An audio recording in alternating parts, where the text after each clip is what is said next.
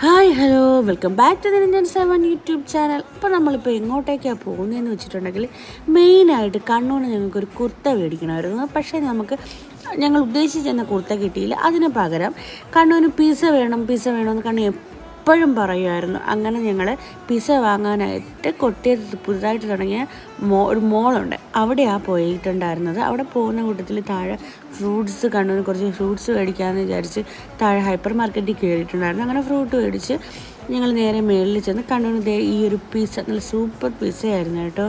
Pizza മേടിച്ച് കണ്ണൂർ നല്ല സൂപ്പറായിട്ട് നല്ല അടിപൊളിയായിട്ട് കഴിച്ചു.